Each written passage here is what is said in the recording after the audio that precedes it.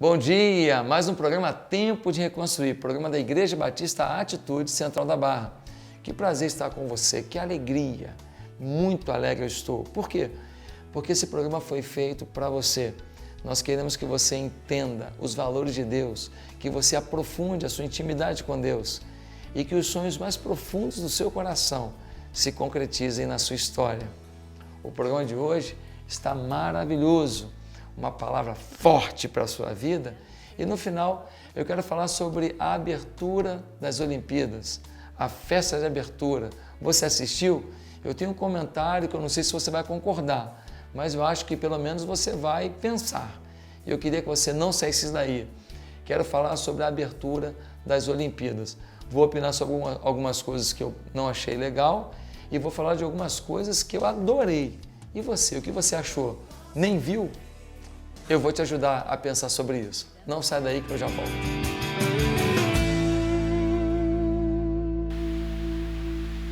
Teve um cara chamado Jerry, que morava numa cidade pequena, nos arredores de Chicago. Ele era meio doidinho, ele era meio tantanzinho. E ele entregava, acho que era remédio, nas casas, o jornal, um negócio desse, de casa em casa. E o Jerry, na sua fragilidade humana, mental, ele era convertido, ele amava Jesus. E o Jerry, ele ia de casa em casa, com a sua bicicleta, entregando, acho que era jornal, e ele ia cantando louvores. E quando ele passava, ele via alguém na porta, ele falava: "Bom dia, dona Thompson." E ele ia com a bicicletinha dele, jogando o jornal, e ele via alguém e falava assim: "Fala, seu John." E ele ia cantando os louvores: "Nada temerei, eu sei que não. Olá, seu Walker." O Jerry, aquele entregador de jornal, era a própria alegria em cima de uma bicicleta, e cantava louvores pela cidade satélite de Chicago. Um dia ele foi atropelado e morreu. E uma coisa inusitada aconteceu. No dia que o rapazinho, limitado nas suas faculdades mentais, no dia que esse rapazinho foi enterrado, sabe o que aconteceu? Todo o comércio da cidade fechou. Uma coisa que nunca tinha acontecido quando um político da região morreu. Uma coisa que nunca tinha acontecido quando o prefeito da cidade morreu. Quando uma autoridade qualquer morreu. Não! O comércio fechou. Toda a cidade foi para o cemitério. E o pastor do Jerry pôde falar para todo mundo por que o Jerry era tão feliz. Ele disse: olha, ele tinha limitações, ele não entendia tudo, ele tinha ainda uma cabeça assim de criança, ele era um adulto no corpo, mas uma cabeça de criança, mas na sua infantilidade, ele conheceu Jesus, porque Jesus ama as crianças. E o Jerry louvava a Deus, porque Jesus era a alegria da sua vida, e dezenas e dezenas e dezenas de pessoas se renderam a Jesus naquele enterro. Meus amados irmãos, uma obra clássica que fala sobre isso é a obra O Peregrino, escrita no século XVII por John Bunyan. Vale a pena você ler esse clássico evangélico. No Peregrino, John Bunyan, ele conta uma metáfora, um romance, e ele fala de um homem que vai enfrentando as lutas da vida para chegar à cidade eterna. E o peregrino, ele tem o entendimento de que esta vida é passageira, ele é só peregrino, mas ele tem que lutar para chegar na cidade eterna. Meus amados irmãos, nós somos peregrinos. Nós estamos aqui por um pouco de tempo. Quem passa dos 70 é campeão. A Bíblia diz que depois dos 70 é canseiro, enfado. É isso mesmo com tanta vitamina, com tanto tratamento. Quem passa dos 80 é pós-campeão. Quem passa dos 90 é campeão intergaláctico. Quem passa dos 100 é ET.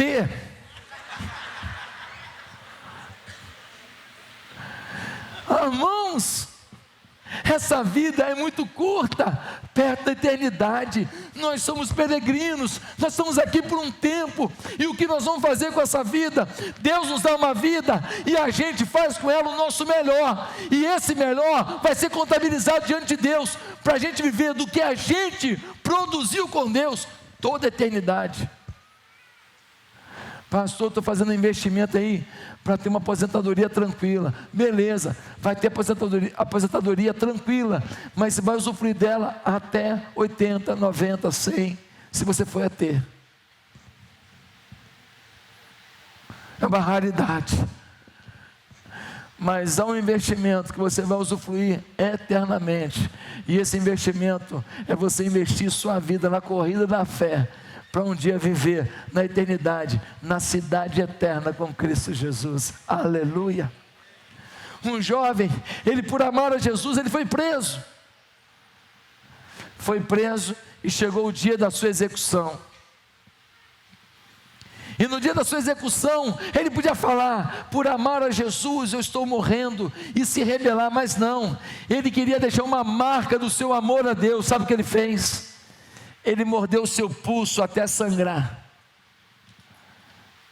E depois de morder o seu pulso até sangrar, com o seu dedo, ele foi pegando o sangue e foi escrevendo na parede daquela célula a seguinte frase, Apocalipse 2:10: ser fiel até a morte, e dar-te-ei a coroa da vida.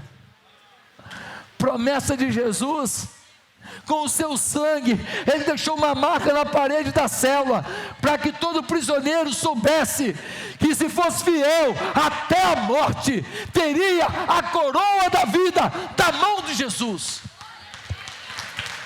Ah, meus amados irmãos, você compreende a distância que existe entre viver nesse mundo, sem compreender que você está numa caminhada da fé, e você viver nesse mundo entendendo que você está na caminhada da fé, e que o Senhor tem expectativas sobre a sua vida? É completamente diferente. É completamente diferente. Há pessoas que não perceberam que eles precisam sonhar com muitas coisas, ter um carrinho melhor, ter uma casa bonitinha, um jardim na frente, amém. Mas o maior sonho da vida da gente precisa ser a caminhada da fé. Como interagir com Deus, viver em Deus e levar Deus. É esse o nosso chamado, uma carreira que nos foi proposta. Segundo lugar, sobre a caminhada da fé, nós aprendemos esse texto, que temos que nos inspirar em verdadeiros vencedores. Irmãos, nós temos a mania de seguir maus exemplos. Seguimos maus exemplos de marido, de esposa, de filho, de pai, de mãe, principalmente os exemplos malditos que a televisão nos apregou. Temos a mania de seguir os maus exemplos no nosso linguajar. Pessoas falam coisas que os nossos pais diziam: fale isso não, meu filho, isso é feio. Nossa mãe dizia assim: isto é pecado. Mas hoje, muita gente fala certas coisas, faz certas brincadeiras. Um dia desses passaram 3 adolescentes por mim, 3 mocinhas, 14 anos, uma mais bonitinha que a outra. Elas passaram por mim, irmãos. O linguajar delas, os palavrões delas, eu fiquei chocado. Lá perto do meu condomínio, as meninas num linguajar, mas uma coisa tão chula, de tanta baixaria. 3 mocinhas, 14 anos, 15 anos, 13 anos. Eu falei: meu Deus do céu. Na caminhada da fé, nós precisamos nos inspirar nos verdadeiros vencedores.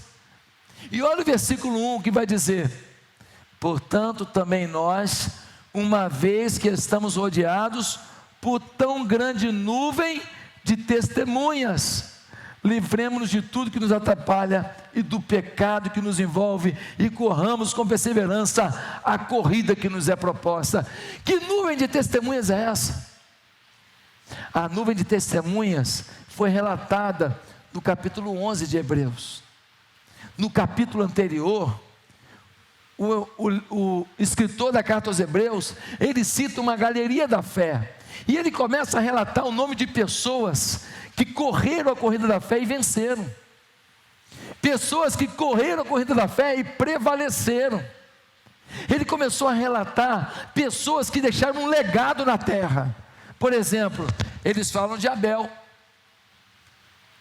e ele fala de Abel no versículo 4 o seguinte: ofereceu a Deus Abel mais excelente sacrifício do que Caim, pelo qual obteve testemunho de ser justo, tendo a aprovação de Deus quanto às suas ofertas. Por isso, por meio dela, também mesmo depois de morto, ainda fala. Olha o Abel, mesmo depois de morto, ainda fala. Um homem que deu uma oferta a Deus do seu melhor, e não do seu resto, do seu mais ou menos. Caim deu mais ou menos, Abel deu do seu melhor, agradou a Deus. E Deus disse que mesmo depois da sua morte, ele ainda fala. Por isso que milhares de anos depois, estamos aqui aprendendo que um homem pode agradar a Deus. Olha o exemplo, por exemplo, que a gente tem de Enoque no versículo 5 do capítulo 11. Vai dizer assim, ó: pela fé Enoque foi arrebatado, de modo que não experimentou a morte, e já não foi encontrado, porque Deus o havia arrebatado. Pois antes de ser arrebatado, recebeu testemunho de que tinha agradado a Deus. Coisa linda! Um homem caminhava com Deus todo dia, fazia caminhada com Deus, conversando com Deus. O camarada se tornou tão íntimo de Deus, a conversa foi tão profunda, o momento de intimidade dele com Deus foi tão extravagante, tão intenso, que um dia Deus disse assim: você não vai ver a morte não. Mas antes disso, ele ganhou um testemunho de Deus, dizendo: você me agradou. Que coisa exponencial, que coisa tremenda saber que você pode viver uma vida que agrada a Deus. Deus pode olhar para a sua vida e falar assim: essa vida me exalta, essa vida me chama atenção, essa vida multiplica o que eu quero falar para o mundo, essa vida me exalta. Deus pode olhar para você e falar assim: aqui ó meu filho, ó, tira a onda, ó como ele que vive. Não foi assim com Jó? O diabo foi chamado na presença de Deus e Deus falou com ele: ó meu filho Jó, isso é que é vida, né? Aí o que foi que falou para ele o diabo? Satanás disse assim: também tem tudo, mora num baita condomínio de frente para a praia na Barra da Tijuca, tem um helicóptero, 3 casas em Angra, 4 aviões, 5 navios. Assim é mole, porque Jó era o homem mais rico de todo o Oriente. Aí Deus falou para ele assim: tolinho, falou o que eu queria. Então faz o seguinte, tira tudo dele, vamos ver o que acontece, menos a vida dele. Aí o diabo foi lá, tirou a saúde de Jó, tirou a família de Jó, os 10 filhos estavam bebendo, tomando uma cachaçada lá, a casa caiu, morreu todo mundo. Ele perdeu a saúde, ele perdeu os bens todos. Vieram invasores, roubaram uma parte, teve um incêndio, morreu outra parte. Ele perdeu tudo que ele tinha num dia. Um dia uma pessoa falou para mim assim: essas histórias da Bíblia são todas mentirosas. Como é que um cara muito rico vai perder tudo num dia? Aí eu falei para ele: pergunta o pessoal lá do Japão, do tsunami, se é possível ou não. Pergunta lá. Pergunta lá se é impossível. Para o cara que tinha obra de arte, ouro, diamante, pedra preciosa, tudo, naquele banco ali, naquela vizinhança ali, os negócios dele, a rua inteira lá dele, os prédios inteiros dele, veio a água, acabou com tudo num dia. Meus amados irmãos, ele perdeu tudo, mas diz a Bíblia que quando ele só tinha a mulher dele, aquela abençoada, tudo que ele tinha, pelo menos eu tenho a minha querida esposa, Ele com um caco de telha, se coçando, cheio de pereba, fedendo, mau hálito. Aí a mulher vira para ele e dá uma sugestão muito boa. Falou: Jó, tu ainda temes a Deus estando nessa situação? Amaldiçoa a Deus e se mata. Qual a resposta dele? Como fala uma louca, falas tu. Porventura receberia eu o bem de Deus e não o mal? Ele me deu e me tomou. Bendito seja o nome do Senhor. Meu Deus. No céu, yeah! Os anjos aplaudindo, todo mundo, é isso! E o diabo deu errado. E Deus falando: tu é mó prego mesmo, diabo. Pensou que ia envergonhar meu reino. Olha aí, meu filho tirou onda contigo. E agora, 2016, em plena época olímpica, eu vou dizer para todo mundo: não desistam de ter uma comunhão comigo, na presença das testemunhas, dos homens e mulheres que marcaram a história. Sejam como eles, é possível, aleluia! Meus amados irmãos, nós temos que seguir o exemplo dos vencedores. No dia da Olimpíada, eles estavam tendo aquela festa toda, eu estava assistindo lá em casa com a família, e aí teve um momento que foi muito lindo. Eles chamaram um homem para homenageá-lo num prêmio novo que eles criaram. Quem lembra disso? Quem viu aí? Vocês viram isso? E eles chamaram um homem etíope, se não me engano. O nome desse camarada é Kip Keino. Ele foi bicampeão olímpico. Ele ganhou algumas medalhas olímpicas, e ele foi o iniciador desse projeto de grandes campeões do atletismo na Etiópia. Ele foi o início de tudo. Esse homem ganhou aplausos, ganhou prêmios, ganhou dinheiro, patrocínio. Ele se tornou um fenômeno mundial, mas ele estava ganhando um prêmio, Kip Keino. Sabe por quê? Porque esse prêmio era para campeões olímpicos que tiveram uma repercussão humanitária. Campeões olímpicos que não ficaram apenas com o prêmio do pódio, mas que ganharam o prêmio da vida. Quando o Kip Keino voltou para a terra dele, famoso, aplauso, contratos de publicidade, ele decidiu ajudar as crianças. Ele montou um orfanato. Ele começou a investir nos meninos da sua cidade, do seu país. Aquilo foi crescendo. Ele começou a investir também em adolescentes. Aquilo virou uma escola, não só um orfanato. Aí ele começou a formar grupos de campeões, começou a treinar os meninos e ensinar que na vida a gente tem que lutar para se superar. A gente tem que lutar para passar por cima da nossa pobreza, passar por cima da orfandade, passar por cima do desprezo, mas que é possível ser alguém. Quando aquele homem estava recebendo o prêmio dele, no programa que você viu, na abertura da Olimpíada, duas coisas me chamaram a atenção, preste atenção, que amores em mim. A primeira coisa que eu reparei, é que ele estava sem dente embaixo. Vocês repararam? Também? Vocês não tem mais o que fazer, não?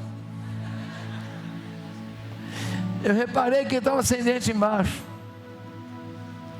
E ali eu fiquei pensando, quanto dinheiro ele ganhou? Quanto dinheiro ele ganhou? Mas nesse momento da vida, ele vai diante do mundo inteiro, sei lá, 1 bilhão de pessoas assistindo aquela festa, e ele estava ali sem dente. Porque mais importante que ter o seu dente era investir nas crianças do seu país. Me chamou a atenção. Segunda coisa que me chamou a atenção do Kip Keino é que quando ele estava falando ali, diante de 1 bilhão de pessoas do mundo inteiro, ele não quis saber quem acreditava, quem não acreditava, quem era da fé A, B, C e D. Ele foi e falou para todo mundo algumas vezes: por causa de Deus, eu estou fazendo por causa de Deus. Que Deus nos abençoe para a gente continuar. Que Deus nos abençoe para a gente fazer. E ele citou Deus algumas vezes. Eu não sei qual é a fé dele. Eu só sei do seguinte: eu estava ali diante de um homem que tem uma fé prática. Um homem que se inspira em pessoas que mudaram a história com a vida que levaram diante de Deus. E o Kip Keino ganhou um troféu que foi criado, foi o primeiro a receber, para homenagear a gente que não ficou apenas no discurso do pódio, mas que desceu do pódio para viver um discurso da vida. Meus amados irmãos, eu não entendo você, por exemplo, não discipular uma pessoa. Eu não entendo, você está aqui na igreja há tanto tempo, você não discipula uma pessoa. Eu não entendo você não entender que você pode investir numa vida para que essa pessoa cresça muito. Eu não entendo você não dar uma oferta para um projeto social da igreja, para uma criança. Eu não entendo. Eu não entendo. Eu não entendo você viver para você mesmo. Eu não entendo como que você às vezes acha que pode ser feliz vivendo só para esse umbigo seu que já está enorme, de tanto que você olha para ele e enriquece ele. Eu não entendo como que você não entendeu que o segredo da vida é o que você faz da corrida da fé e não o que você faz da corrida dos negócios. Eu não entendo você não entender, depois de tanto tempo aqui, que o segredo da vida é a corrida da fé, não é a corrida dos estudos, não é a corrida dos aplausos, não é a corrida da fama. Meu irmão, eu e você não somos diferentes, eu não sou melhor que você em nada, mas uma coisa eu entendi: na corrida da fé, nós temos que caminhar pelo exemplo dos vencedores, homens e mulheres que abrem mão de suas vidas, se preciso for, para que a vida de Jesus alcance os corações, alcance as pessoas, mude situações. Quem você acha que é mais feliz? Quem ganhou na loteria sozinho? Ou quem mudou a história de uma favela?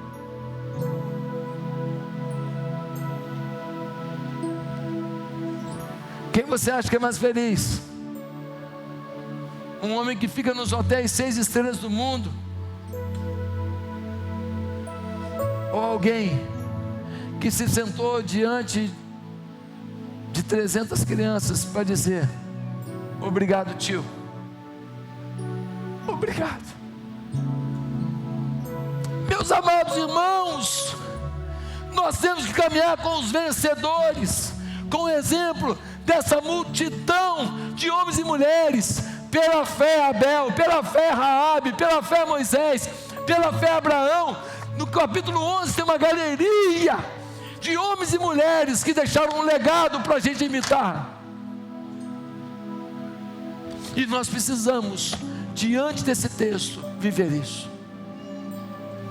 Mas em último lugar, diante da corrida da fé, quero afirmar uma terceira e última coisa: o ponto de partida e de chegada da corrida da fé é Jesus.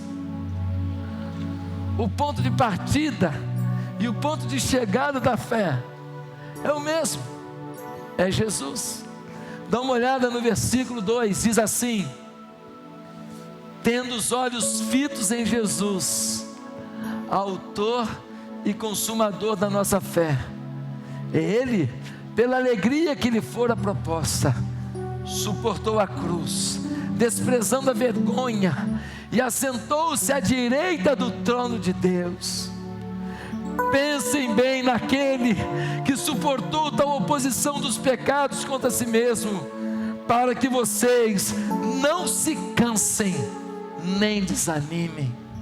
Irmãos, na corrida da fé tem hora que bate cansaço. Na corrida da fé tem hora que bate desânimo. Não vou mais liderar a célula não. é muito cansativo. Não vou mais trabalhar com família não. É muita trairagem, é muita rebeldia. Irmão, se eu for te falar os sapos que eu já engoli,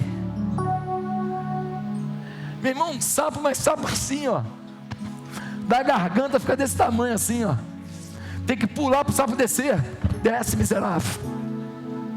Aí, você não tem noção de quantas palavras de ofensa eu já ouvi na minha vida, de quantas acusações mentirosas. Você pensa o quê? Que a vida cristã é moleza, que a corrida da fé é só mamata? Você está iludido. Olha para Jesus, olha o que ele passou. Um cara que andava com ele todo dia, via milagre todo dia, via ele curando as pessoas todo dia. Um dia falou: não vou me dar bem aqui não? Não vou arrumar um aqui não?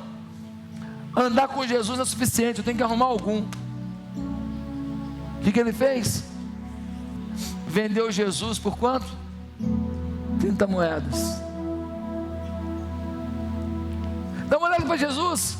Ele tinha um cara que andava com ele, viu milagres e mais milagres, viu Jesus ressuscitar morto, um tal de Pedro. Um dia, quando Jesus estava lá sendo afrontado, entrevistado e depois julgado, perguntaram para ele: e aí, você anda com ele? Você é discípulo dele? O que ele falou? Nunca vi mais gordo. Negou a Jesus. Tinha um cara que andava com ele, um tal de Tomé. O cara viu o dia que Jesus falou para 10 leprosos assim: olha aí, ó, pode ir no sacerdote. Eles estavam indo para o sacerdote, a pele dos caras foi curada na hora, tudo com pele nova.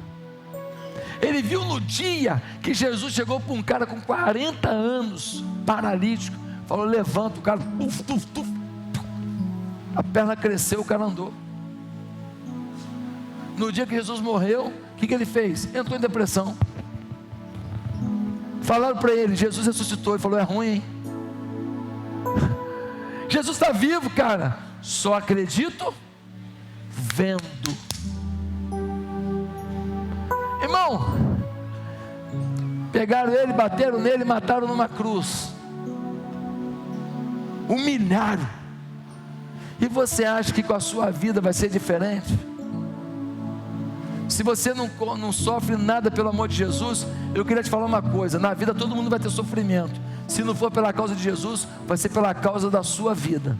É melhor ser por Jesus.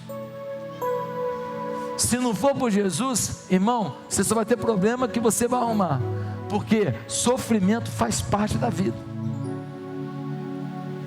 Meus amados e queridos irmãos, quantas vezes nós esquecemos de olhar para Jesus? Ele vai dizer: tendo os olhos fitos em Jesus, autor, é o início, Ele é o autor da nossa fé, autor e consumador. É Ele que vai consumando, consolidando, firmando, concretizando a nossa fé. Autor e consumador da nossa fé. Irmão, quando a batalha estiver difícil, olha para Jesus. Quando te traírem, olhe para Jesus. Quando te acusarem, olhe para Jesus. Quando te ferirem, olhe para Jesus. Porque se você olhar para Jesus, você não vai desistir, você não vai se entregar, você não vai baixar a guarda. Em muitos momentos da minha vida, eu tive que esquecer quem era que estava falando, o que fizeram, o que pensaram, o que acharam. Eu tive que olhar para Jesus, o autor e consumador da fé, porque dele vem a nossa resposta. Olha para Jesus, olha para Jesus, olha para Jesus, olha para Jesus. Olha para Ele, Ele te ama, Ele morreu por você, Ele suportou tudo por você. Não olhe para homens, olhe para Jesus. Mas há 3 coisas que impedem você de olhar, e o texto diz. A primeira coisa que impede você de olhar para Jesus são os pesos, os embaraços da vida. Do versículo diz assim: livremos-nos de tudo que nos atrapalha. Em outras versões, deixando todo embaraço. Quando um atleta ia correr, ele treinava, ele amarrava pesos no corpo, amarrava pesos nas pernas, e ele corria com pesos. Mas na hora da competição, ele tirava os pesos, e então ele ficava muito mais leve para correr. Ele tinha muito mais facilidade para correr, para voar. Na vida, às vezes, a gente tem coisas que não são pecados, mas são pesos. Dá um exemplo, pastor. Por exemplo, um namoro. Um namoro é uma coisa boa, mas se esse namoro tira você da igreja, se esse namoro te atrapalha de ter relacionamento com a igreja, comunhão com os irmãos, se esse namoro te afasta da sua família, mesmo que não seja um pecado, esse namoro virou o quê? Um embaraço. Uma casa de praia, uma coisa boa, muito boa, mas se agora você não pode mais vir à igreja, porque você tem que ir para a casa de praia toda semana, não, eu estou pagando, tenho que usar. Se agora você não faz mais nada para Jesus, porque agora você vive em função da casa de praia, aquilo que é uma bênção, aquilo que é muito joia, vira um embaraço. Uma empresa que você monta, uma empresa, uma bênção, que bom, poder ganhar dinheiro, pagar suas contas, ajudar pessoas, dar emprego, ótimo. Mas se esse emprego vira o alvo da sua vida, se esse emprego te tira de perto da tua família, se você não pode pegar um cineminha com a esposa mais, comendo pipoca doce, se você não pode mais conversar com o seu filho, se você não pode mais cuidar da sua saúde, se você não pode mais fazer uma caminhada para queimar um pouco dessas toxinas do corpo, então aquilo que é uma bênção virou um embaraço. Mas tem uma segunda coisa que te impede de olhar para Jesus, é o pecado. Ele vai dizer: livremos de todo o embaraço e de todo o pecado. O pecado te afasta de Deus, o pecado te cega para você olhar para Jesus. Ele diz: mantenha os olhos fitos em Jesus, mas o pecado cega. Quando a gente começa a pecar, a gente vai ficando inebriado, a gente vai ficando dominado pelo pecado. Se o pecado é um adultério, se o pecado é no dinheiro, se o pecado é da vaidade, a gente vive em função daquilo e a gente fica cego. Não adianta ninguém falar, a gente não enxerga. A gente acha que vai passar, que não é tão importante, que é mais ou menos. A gente não consegue enxergar o quanto Deus está ficando de lado da nossa vida e o quanto que a gente está caminhando para longe dele. É como aquela pessoa que está nadando no mar, só não percebeu que tem ali uma correnteza. E quando ela chegar na correnteza, a correnteza vai levar ela para tão longe que ela não vai ter força para nadar de volta. O pecado cega a gente. Mas tem uma terceira coisa que te afasta de olhar para Jesus. O texto diz: livremos de tudo que nos atrapalha e do pecado que nos envolve, e corramos com perseverança a corrida que nos é proposta. A terceira coisa que te atrapalha é a falta de perseverança. Irmão, nada vem rápido, nada é por acaso, nada vem de mão beijada. Se você quiser na caminhada da fé deixar um significado na sua vida, deixar uma história, se você quer marcar as pessoas com o amor de Deus, se você quer ser um instrumento de Deus, querido, tem que perseverar. Se desistir rápido, você não faz nada na vida. Você não tem noção como foi o início dessa igreja, você que chegou depois. Você não tem noção. Em quantos momentos eu pensei: meu Deus, o que eu vim fazer aqui? É isso mesmo? Olhava pela janela assim, via a barra num apartamento que eu estava morando de favor. E eu olhava naquele apartamento, do apartamento eu via o mandala.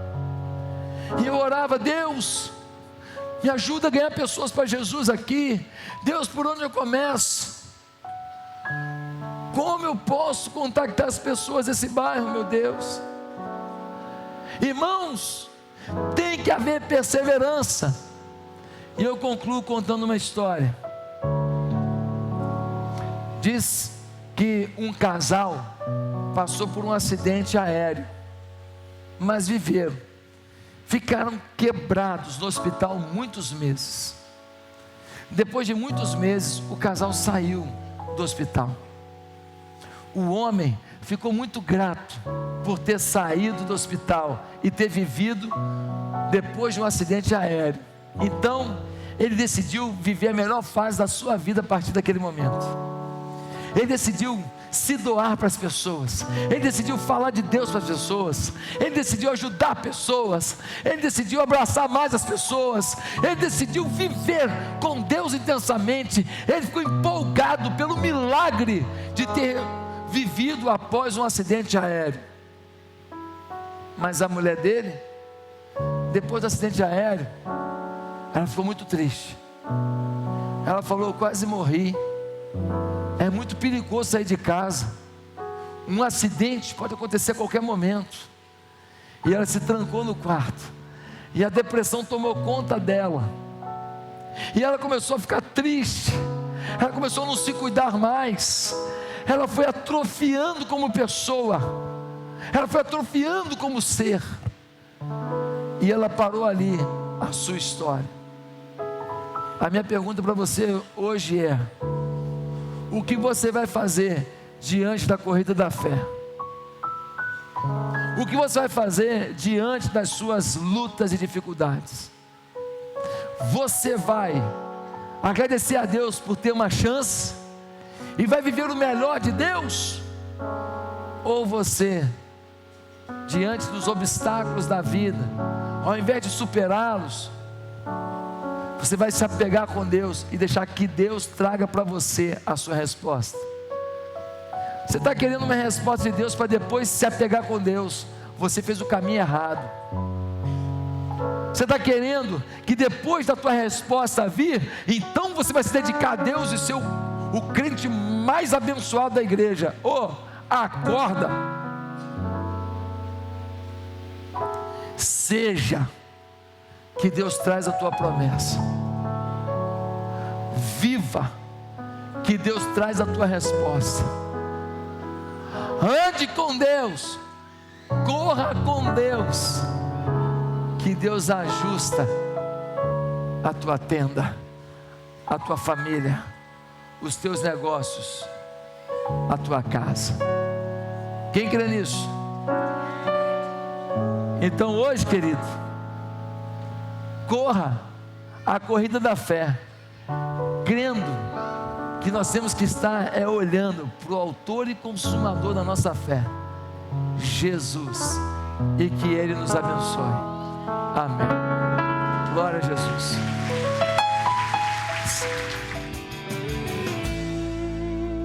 Querido, eu quero orar com você, agradecendo a Deus pela sua vida e pedindo que Deus faça com que essa mensagem produza frutos na sua vida, na sua história, na sua família, no seu dia a dia. Como é que você está? Está desempregado? Está preso? Está numa cama? Dependendo da condição em que você está, você tem alguma coisa para agradecer.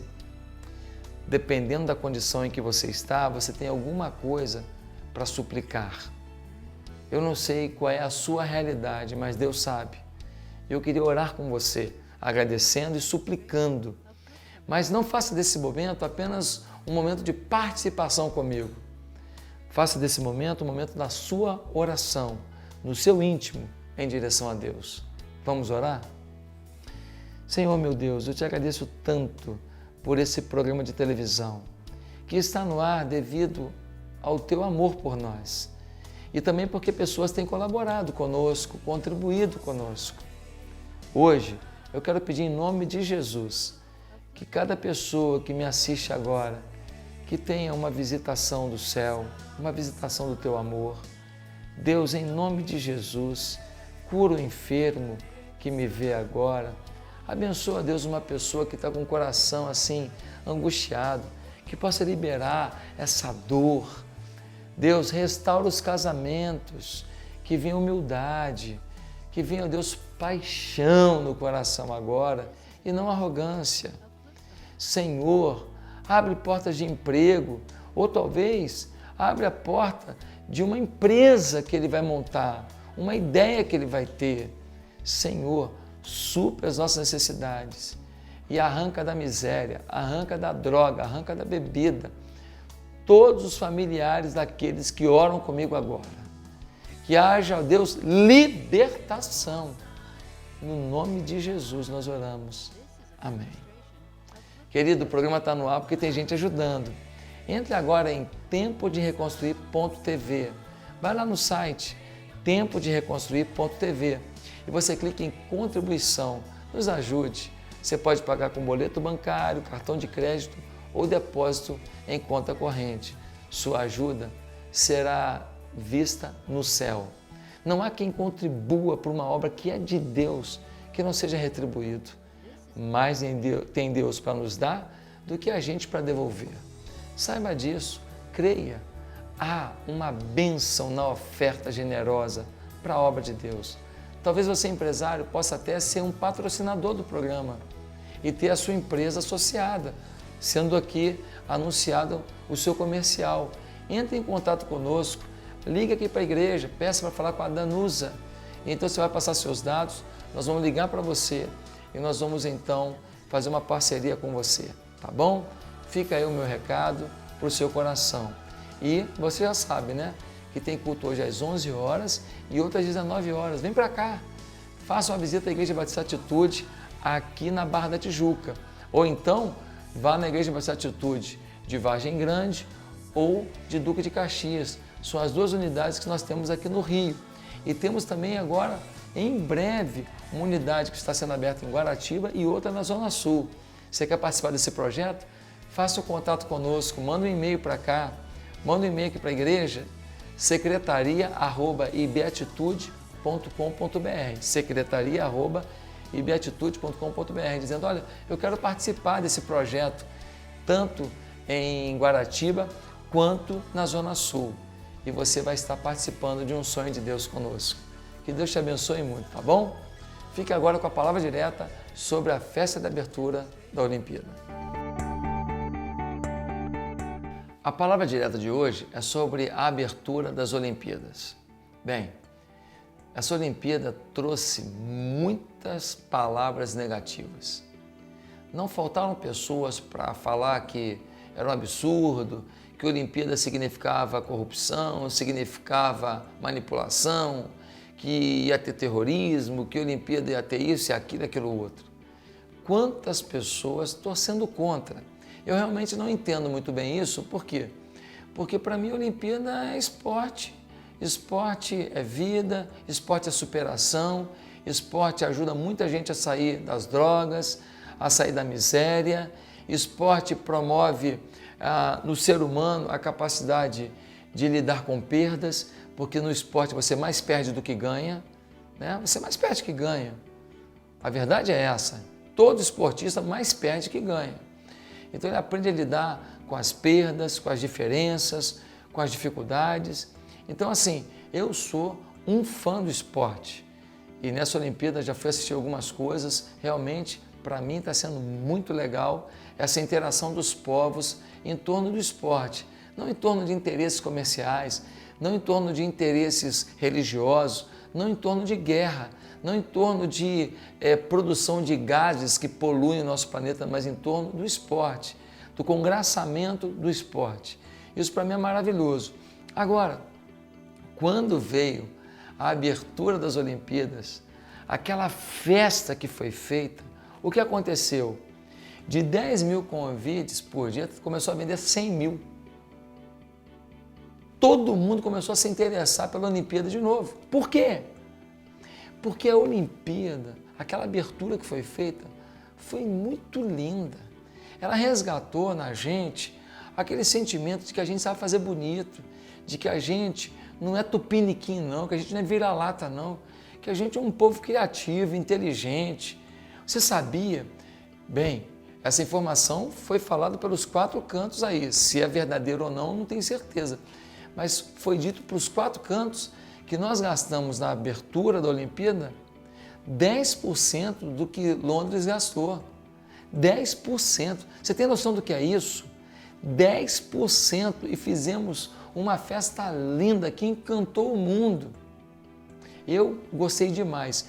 Pegar os círculos da Olimpíada e isto virar uma planta dizendo que a Olimpíada nos remeta a uma preocupação com o meio ambiente, já que a gente está falando de saúde, porque esporte é saúde, é a gente se alimentar bem, é a gente se exercitar, então vamos cuidar da nossa saúde, vamos cuidar do meio ambiente. Olha que proposta inteligente, achei lindo aquilo, foi uma surpresa, as pessoas colocando aquela sementezinha naquela coisa prateada, ninguém podia imaginar que aquilo ia virar um arbusto, uma árvore em pleno Maracanã, coisa linda, eu adorei o que foi feito, achei assim que passou quem nós somos, um povo inteligente, criativo.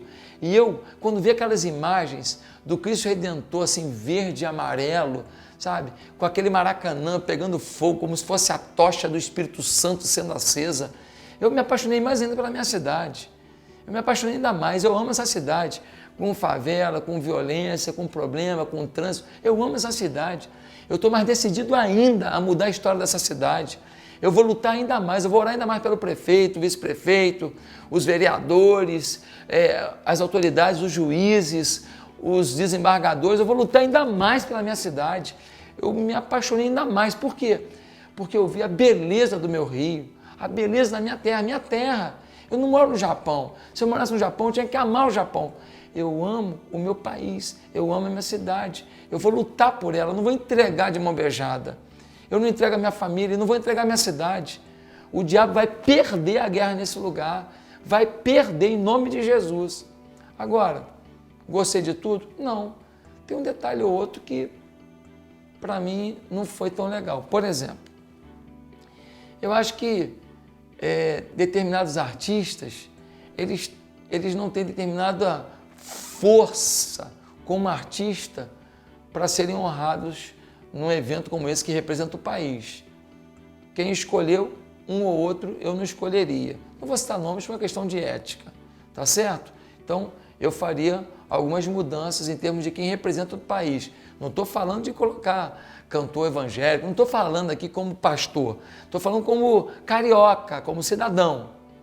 Segunda coisa que eu acho que quando a gente faz uma festa para o mundo inteiro e a gente está fazendo uma festa para países muçulmanos, países católicos, países budistas, países mais conservadores, países mais liberais, a gente tem que ter um equilíbrio em respeito ao próximo. Então, eu não colocaria também as mulatas, não estou falando aqui como religioso, estou falando como uma festa mundial. Eu não colocaria as mulatas assim, de biquíni, naquela festa. Se você fosse colocar as mulatas, porque é coisa bem carioca, se é isso que pensaram, eu colocaria com uma outra vestimenta, talvez uma saia, alguma coisa, um short, não sei. Mas eu não colocaria. Por quê? Porque você tem vários países, de várias culturas, e o carnaval é uma coisa assim, muito do Rio de Janeiro, né? Realmente é uma coisa que, para o mundo afora, lembra o Rio de Janeiro. Tudo bem, eu não estou discutindo aqui, não estou falando como religioso. O que eu quero dizer é que aquilo foge dos padrões de aceitação de muitos países que estavam lá. A festa não era só do povo carioca, a festa não era só do Brasil, a festa é de todos, a gente só estava recepcionando. Nós somos anfitriões e como anfitrião eu preciso ter alguns cuidados. Como anfitrião eu preciso assim pensar no que o outro vai pensar e como ele vai se sentir. É isso que eu mudaria, né? É isso que eu mudaria. Mas tirando isso, eu fiquei muito feliz de ver a festa.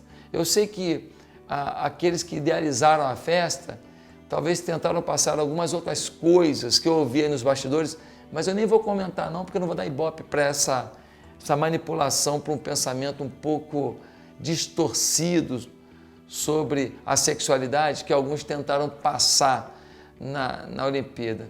Para mim passou batido isso aí, porque ninguém nem percebeu. Se eles quiseram passar isso, eles dançaram. Mas eu queria parabenizar os idealizadores da festa, quero parabenizar os gestores da cidade, foi show. Quero parabenizar o Dr. Nussmann, foi show. Parabéns aí, Dr. Nussmann, foi legal pra caramba. Olha, eu senti orgulho do nosso COB, sentir orgulho da nossa prefeitura, sentir orgulho da nossa cidade, do nosso comitê. Que Deus abençoe e que agora a gente possa ter festas ainda mais lindas, com o povo de Deus participando. Assim, esporte, amor, família, Deus, valores assim sendo apregoados para que a gente possa salvar a criança da cidade, salvar o idoso da cidade, salvar a família. Que Deus nos abençoe.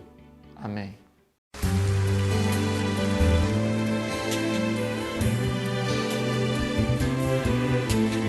Bem, hoje é Dia dos Pais e eu quero deixar um recado para o meu pai. Pai, Pastor Josué Balandro de Oliveira, eu te amo muito. Você é uma grande bênção na minha vida e um exemplo de oração, um exemplo de humildade, um exemplo de quebrantamento, um exemplo de trabalho, um exemplo de dignidade, de honra. Eu tenho muito orgulho de ser seu filho. Eu quero te parabenizar, meu pai, por tudo o que o Senhor semeou na minha vida. Se hoje eu consigo algumas coisas tão boas na minha vida, na minha caminhada, eu devo isso ao Senhor e tenho certeza que foi Deus realmente que separou um pai como o Senhor para a minha vida. Eu me lembro que quando eu nasci, o Senhor estava numa série de conferências pregando, né? Então, tem algo profético nisso aí. O Senhor estava num domingo de Páscoa pregando numa série de conferências e foi o dia que eu acabei nascendo. Então, naquele dia, o Senhor já estava pregando. E naquele dia, de alguma maneira, Deus já estava dizendo: o teu sucessor, Josué, também será Josué pregador. Eu louvo a Deus por isso. Quero aproveitar também para desejar a todos os pais um feliz Dia dos Pais. Se você está brigado com seu filho, eu queria dizer que mesmo um filho errado, mesmo um filho problemático, você como pai não tem jeito. Quem tem que abraçar esse filho, cuidar desse filho, quem tem que buscar esse filho é você. Você tem muito mais condição para isso do que o seu próprio filho. Então que Deus te abençoe e que você não se veja depreciado pelo fato do seu filho talvez não te homenagear como deveria, porque Deus te deu a tarefa de paternidade e é Deus que vai te recompensar. Feliz Dia dos Pais, um abraço, fique na paz. Meu Deus edificou